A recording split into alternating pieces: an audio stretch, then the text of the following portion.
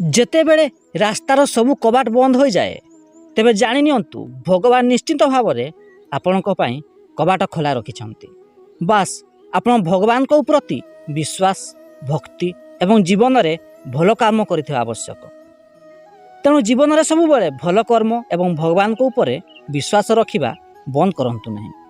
ବୁଝାଇବା ଏବଂ ସହିବାର ଗୋଟିଏ ସୀମା ଥାଏ, ଆଉ ଯେତେବେଳେ ସେହି ସୀମା ଭାଙ୍ଗି ଯାଇଥାଏ ତେବେ ସେହି ସମୟରୁ ହିଁ ସମ୍ପର୍କ ବି ଭାଙ୍ଗି ଯାଇଥାଏ। ତେଣୁ ସବୁବେଳେ ପରସ୍ପରକୁ ବୁଝିବାକୁ ଚେଷ୍ଟା କରନ୍ତୁ।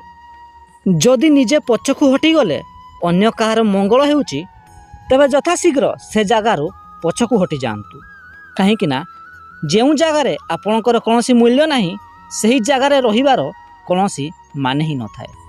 କ୍ରୋଧ ସବୁ ସମ୍ପର୍କକୁ ଭାଙ୍ଗି ଦେଇଥାଏ, କିନ୍ତୁ ଟିକେ ହସିକି କଥା ହେଲେ ଅଜଣା ଲୋକ ବି ନିଜର ହୋଇଯାଏ।